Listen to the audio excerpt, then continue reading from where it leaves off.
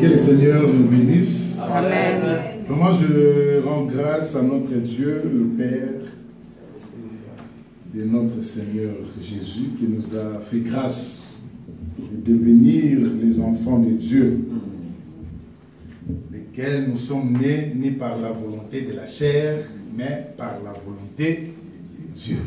Amen. Ça, même le diable ne peut jamais résister.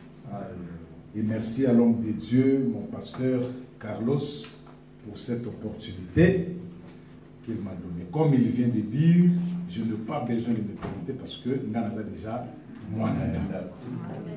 Mwananda, vous saurez, il y a petit bazolia, à quel moment beaucoup de gens Amen. Donc, ils ont souhaité qu'il y ait un senga, il y a un bandolia malamo. Il y a un ligne qui souhaite non de quoi d'apporter bon appétit. Bon appétit. Bon appétit parce que nous voulons maintenant manger. Amen. Biloko yo. Est-ce qu'il y a des gens qui ne comprennent pas l'ingala ici? Tout le monde. Ah, ma soeur. Bon. Ok. Donc, on va essayer. Alors, donc, elle comprenait que Biloko Tolingitolia, c'est plus que Fumba. Mais moi, il faut me donner l'heure. Sinon, ça va être 20h10. Ok. Donc, Biloko Tolingitolia et l'équipe Fumba. Et l'équipe Coco. Et l'équipe. Papa, plan préféré non aujourd'hui. Ah, et l'équipe Coco. Donc, et l'équipe Akayab ou l'équipe Abibiatou. Parce que Biloko Ezali, très kitoko, et Yamom Tepesaka, bon. Moni Mkoloana, Yesu Atuni, ba disciple dans lobby, mais les autres sont partis. Et vous, qu'est-ce que vous attendez? Les autres sont partis parce que Jésus avait dit que maintenant je vais vous donner la nourriture qui est solide. Amen. La nourriture qui donne la vie. Regardez, Jésus a dit, celui qui ne mangera pas mon corps et qui ne buvera jamais mon sang, il n'a pas part au royaume des cieux. Mais les disciples qui étaient là, la Bible dit c'était des disciples, parce que Jésus avait des disciples, au nombre de 70 ou 72. Les disciples qui étaient là, qui étaient à côté de Jésus, ont entendu cette parole, ils ont dit non, cette parole, on ne peut jamais la supporter. C'est trop dur. En plus, vraiment, quand les pharisiens disent qu'il a un démon, aujourd'hui nous avons compris qu'il a un démon. Comment lui, il peut nous dire de manger son propre corps et de boire son propre sang? Donc, comment on peut manger son propre corps et boire son propre sang? Mais Jésus, les autres disciples ont dit, ça, on ne peut pas supporter ça. Ils ont fui. Jésus s'est retourné devant les autres qui étaient restés, en posant la question, et vous, vous n'allez pas partir? Pierre a dit, à qui irons-nous encore, Seigneur? Pourquoi? Parce que nous avons compris. Tu sais que si tu n'as pas encore compris, tu vas partir. Mais les gens qui restent, ce sont des gens qui ont déjà compris. Parce que nous avons compris que c'est toi qui as les paroles de la vie éternelle. C'est pourquoi la compréhension de la parole de Dieu, c'est très important. Amen. Dieu lui-même, il a dit que mon peuple, il n'a pas dit les peuples extérieurs, il a dit mon peuple à moi. Amen. Il le périt. Pourquoi il le périt? Parce qu'ils ne comprennent pas. Parce qu'il nous manque à eux la compréhension, la connaissance. Et quand on n'a pas la connaissance, ça veut dire que même adorer, on ne peut pas adorer. Quand on n'a pas la connaissance, c'est la destruction. Quand on n'a pas la connaissance, on est mort. Comme les gens disent que ce n'est pas Kokufa Yandambu. Mais pas Yanzambe, Kozana Koye Bezali, Kokufa Yamobimba. Naya Molimo. Donc c'est pourquoi que nous devons faire un effort d'acquérir la maturité spirituelle. C'est très important la maturité spirituelle. Amen. Ça va éviter beaucoup de choses, même au sein de l'église, ça va éviter beaucoup de choses si on a la maturité spirituelle. Alléluia. Donc aujourd'hui on va prendre quelque chose qui est très important et on va continuer les dimanches. Amen. Si le Seigneur nous donnera encore l'opportunité. Et si l'homme de Dieu aussi va me permettre encore une fois de nouveau. Papa. Donc on va continuer les dimanches. Amen. Voilà. Donc nous allons lire la parole de Dieu. Si on peut s'élever de lire la parole de Dieu dans le livre de Deutéronome. C'est un livre que Moïse qui a écrit.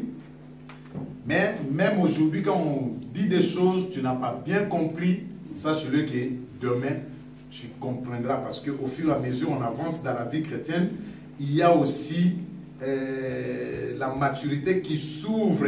Il y a aussi les mémoires qui s'ouvrent.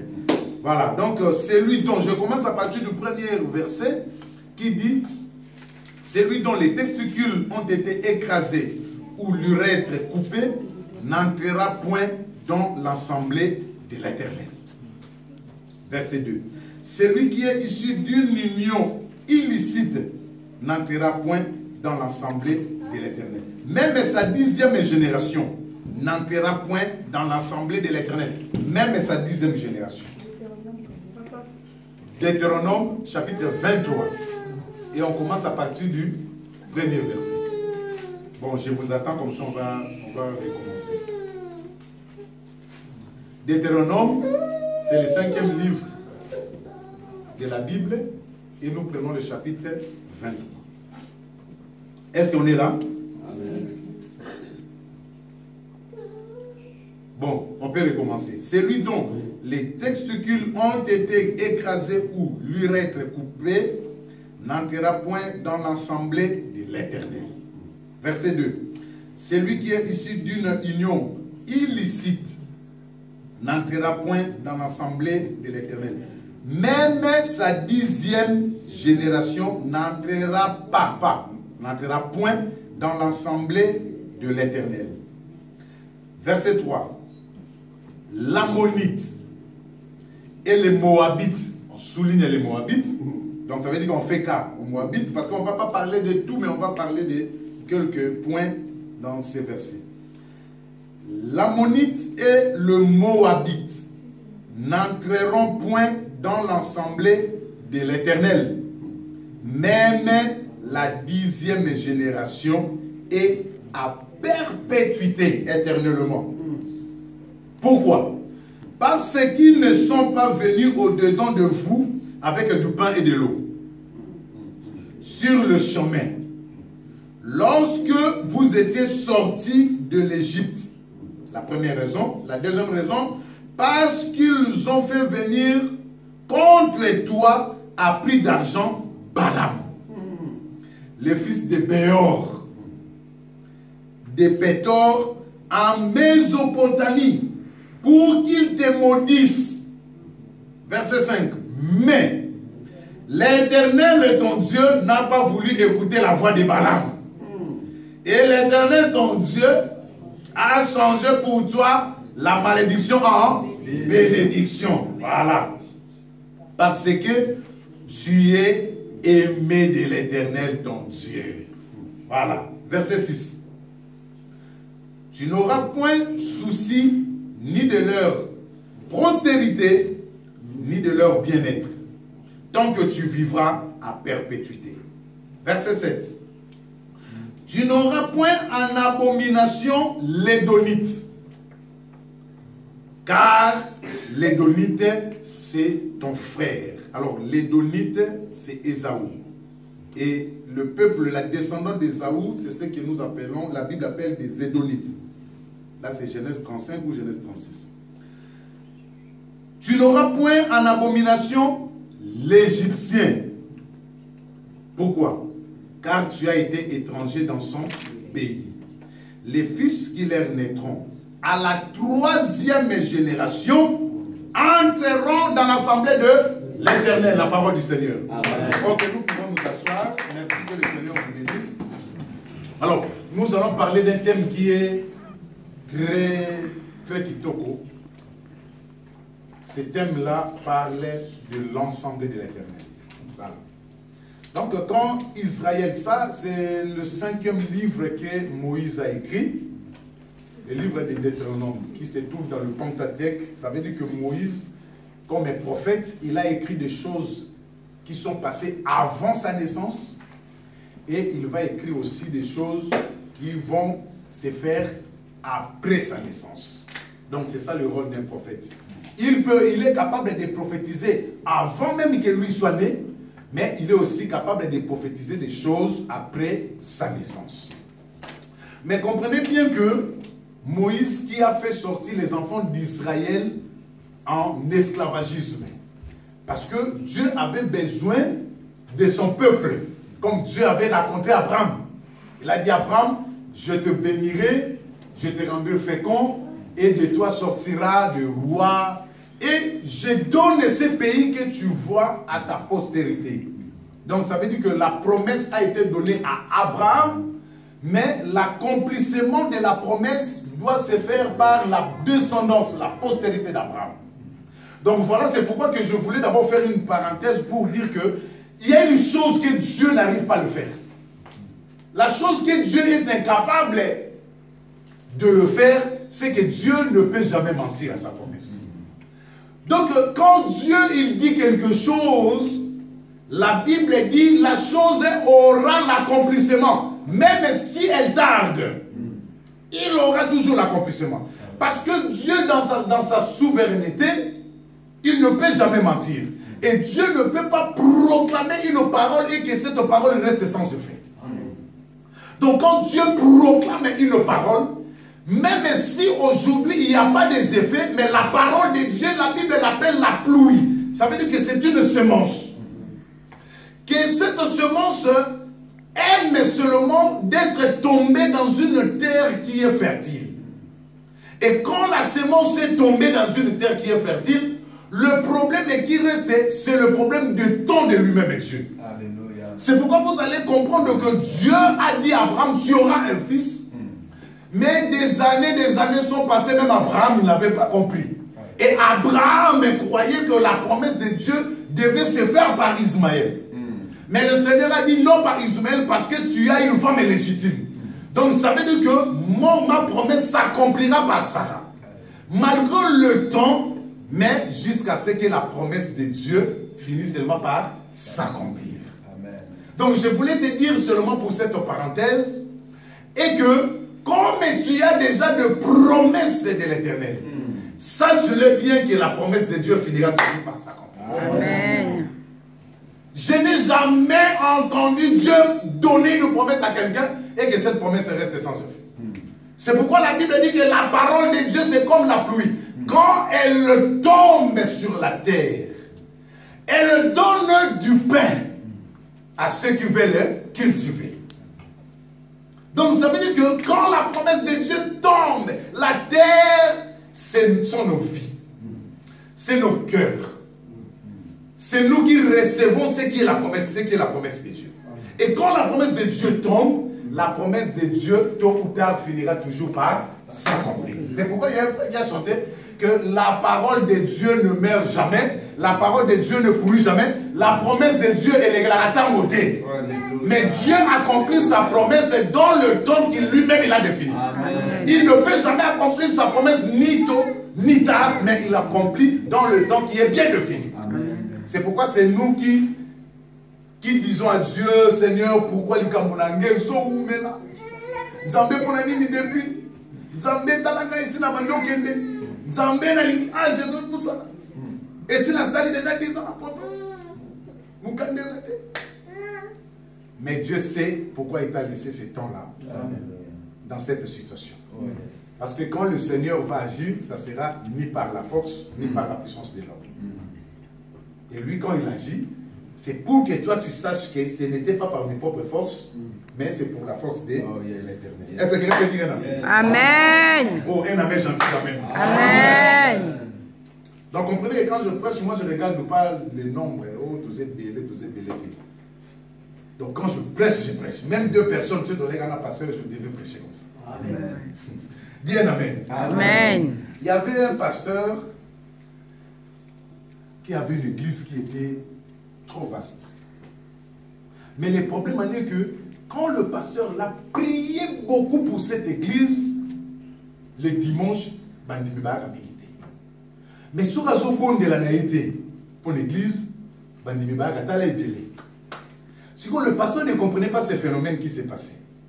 Et qu'est-ce qu'il avait dit? Il a dit, pour la bandimi ba ebele, il faut un bon de la rater pour l'église. Est-ce que vous comprenez? Amen. Et un jour, le Seigneur lui a interpellé. Il a dit, quand tu priais, moi j'ai exaucé ta prière pour te dire que ceux qui méritent le royaume des cieux, c'est ceux qui viennent à l'église. Mais quand tu ne pries pas, tout le monde vient. Et le Seigneur lui a donné la parabole que le Seigneur Jésus avait dit, que le royaume des cieux, c'est comme un pêcheur qui est parti pêcher dans la mer. Quand il a jeté son filet, espèce il y a pas mis nion sur côté qui n'a pas filet. Mais qu'est-ce qu'il a fait? Il a combiné la plage.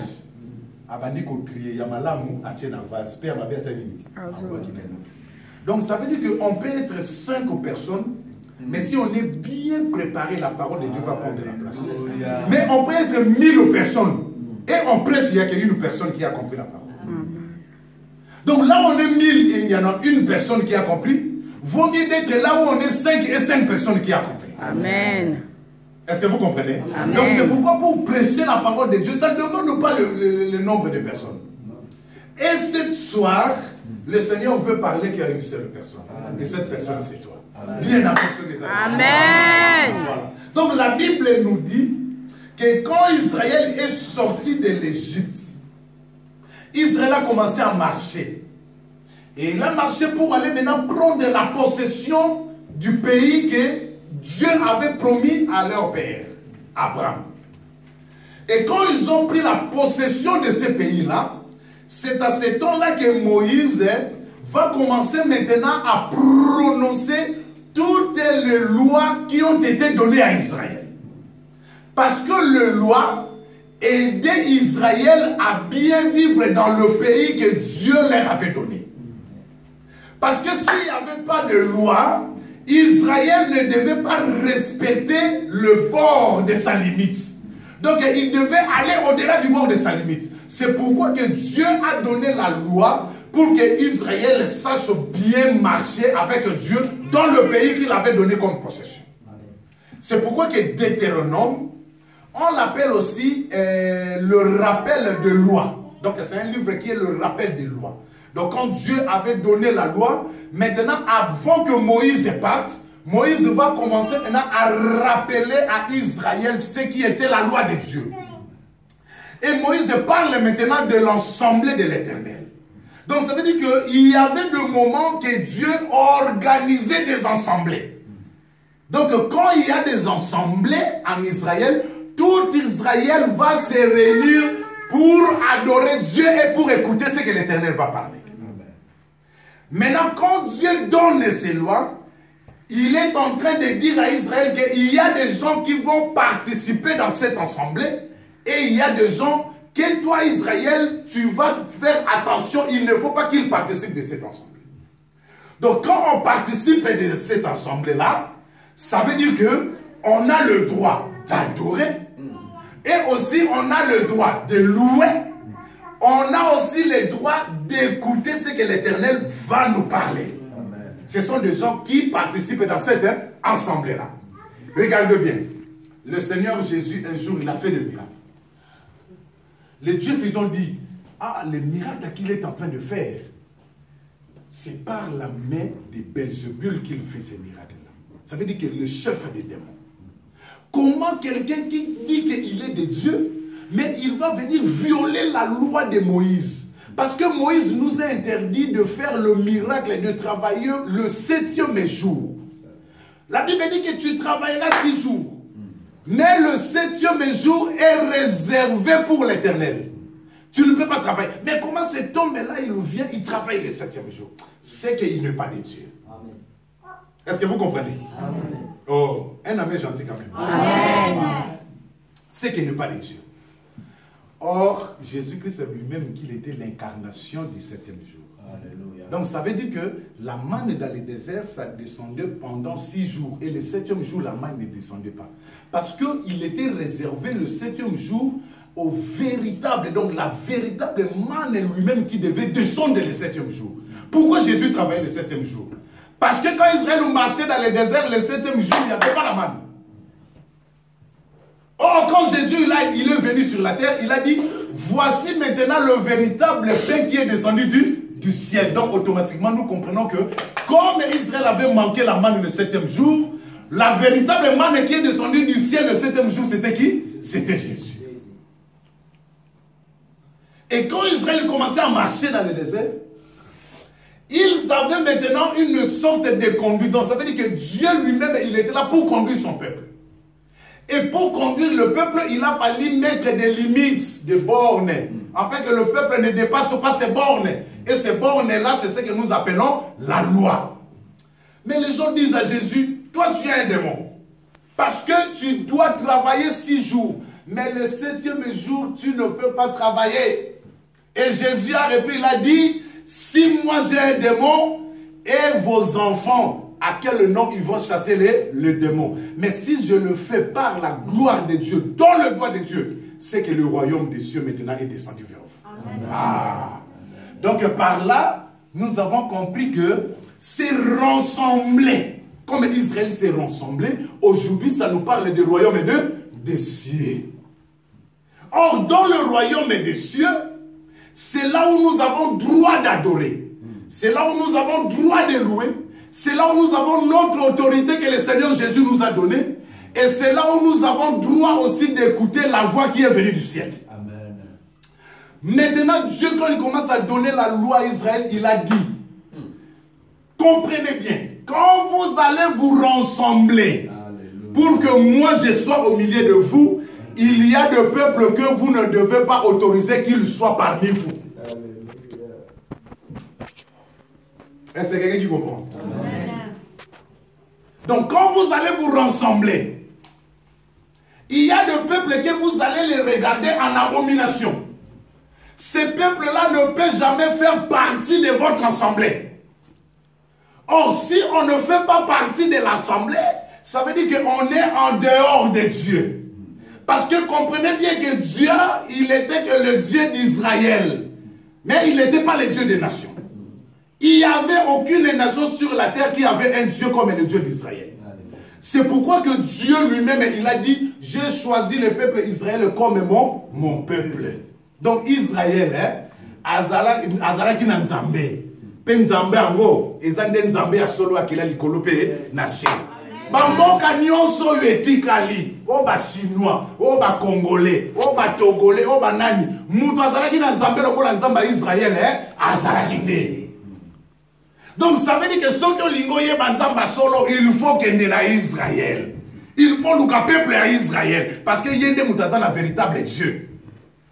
Yamona Yesu dans la sur une femme samaritaine. Alors vous adorez celui que vous ne connaissez pas. Mais nous adorons celui que nous connaissons. Parce que le salut vient de Dieu de Nzambe. Voyez na salut. Donc sans que nous participions à cette assemblée, ça veut dire que tu es en dehors de la loi de Dieu. Tu es en dehors des promesses de Dieu. Tu es en dehors de la miséricorde de Dieu. Tu es en dehors de la grâce de Dieu. Parce que la grâce et Nzambe, ce sont les gens qui vont participer dans cette assemblée réunie en Israël. Maintenant, le Dieu Tout-Puissant, il dit en Israël, quand vous allez vous rassembler, faites attention. Il y a des gens que vous ne pouvez pas autoriser que pas contre la carte dans l'assemblée. Quand vous allez vous organiser pour faire la fête, faites attention. Il y a des gens qui ne veulent pas fêter, qui ne vont pas fêter ensemble avec vous. Pourquoi? Parce que le salut est réservé uniquement au peuple juif. Est réservé qu'en Israël. C'est Israël qui connaît le vrai Dieu et c'est Israël qui adore le vrai Dieu. Donc tous les peuples là, ils sont en dehors de la loi, en dehors de la grâce, en dehors de la miséricorde de Dieu. Mais le seul peuple que Dieu connaît, c'est le peuple d'Israël. Et il a dit, faites attention, vous n'allez pas autoriser les Moabites d'entrer dans votre assemblée. Même dans sa 10e génération. Et à perpétuité, les Moabites ne participeront jamais. C'est pourquoi nous parlons de l'assemblée de Dieu. Donc vous comprenez directement que quand on ne participe pas dans l'assemblée de Dieu, ça veut dire qu'on est en dehors de la promesse de Dieu. On est en dehors de la grâce de Dieu. Parce qu'on ne peut pas parler de la grâce de Dieu si on n'est pas membre de l'assemblée de Dieu. On ne peut pas parler de la miséricorde de Dieu si on n'est pas membre de l'assemblée de Dieu. Mais Dieu a dit, les Moabites, Bokota la Bango, Loko la Banguna. Les Moabites, Bakoyi Kokota jamais na quatre ensemble. Déjà les Moabites. Bazange Belé, autre Tania. Mais Bisso aujourd'hui, c'est pas Moabites parce que dimanche, on va parler des Moabites. Le Seigneur a continué, il a dit, regardez aussi, les Égyptiens ne peuvent pas entrer aussi dans l'assemblée de l'Éternel. Jusqu'à ce que les Égyptiens auront sa 3e génération. Dès la 3e génération, il y a des Égyptiens. Les Égyptiens vont maintenant participer dans l'assemblée de l'Éternel. Donc si tu es de la 1re et de la 2e génération, tu ne peux pas assister dans l'assemblée de l'Éternel. Or, quand on n'assiste pas, je répète, dans l'assemblée de l'Éternel, ça veut dire qu'on est privé de la grâce de Dieu. On est privé de la miséricorde de Dieu. On ne connaît pas Dieu. On ne peut pas voir Dieu. Parce que pour voir Dieu, il faut venir dans l'assemblée de Dieu. C'est là où on voit Dieu. C'est là où on prend la miséricorde et la grâce de Dieu. C'est pourquoi il y a un verset qui dit, le pasteur venait de le dire ici, la Bible dit, David, il a compris, il a dit, il est bon, il est agréable et doux quand le frère demeure ensemble. Parce que quand le frère, là David qui dit, hein, il est en train de prophétiser des choses qui doivent venir, mais il parle d'Israël. Il dit quand le frère demeure ensemble, c'est comme de l'huile.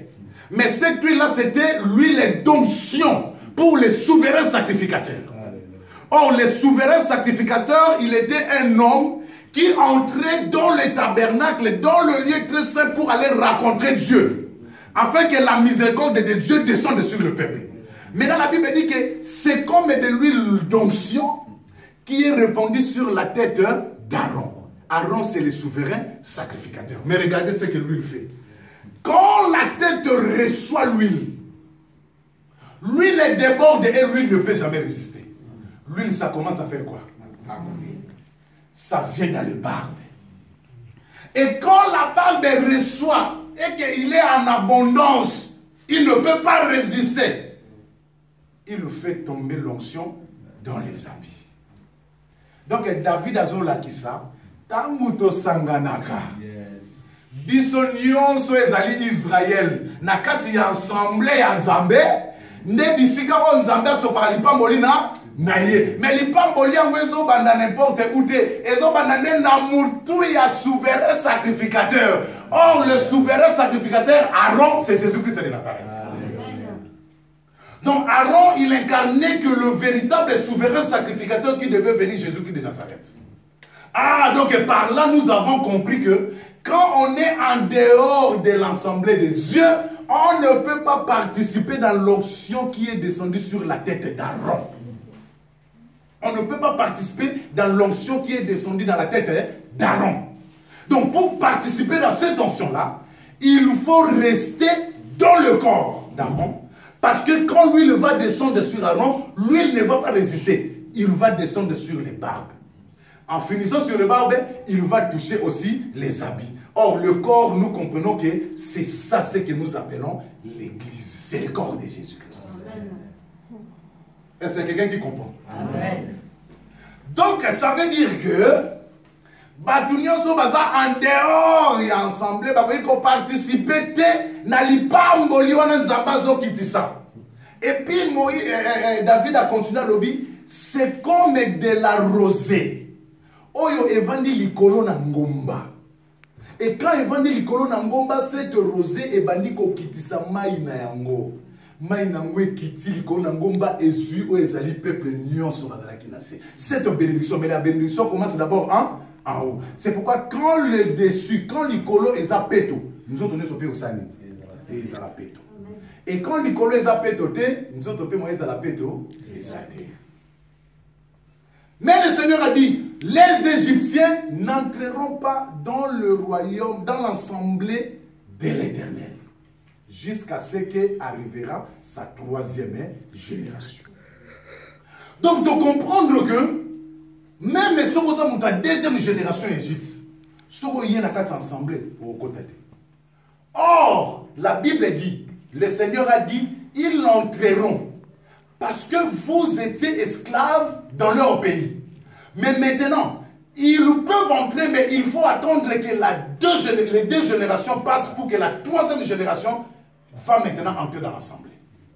Ah, c'est pourquoi de comprendre que quand Israël se réunissent, les Égyptiens ne sont pas là. Parce que c'était la loi. Mais pour que les Égyptiens participent dans le repas d'Israël, il faut que les Égyptiens, cet Égyptien-là, soit de la troisième génération. Ah, voilà, c'est pourquoi vous allez comprendre bien. Et que l'apôtre Paul est en train de dire que nous, dans le livre d'Éphésiens, il est en train de dire que nous, on était éloignés de la promesse de Dieu. On était écartés de la promesse de Dieu. Personne ne pouvait dire que nous avions un Dieu parce qu'on était des idolâtres. Chacun, il suivait ses propres voies. On était errants. Donc, errant, ça veut dire que c'est lui qui part, mais il ne sait pas là où il est en train de partir.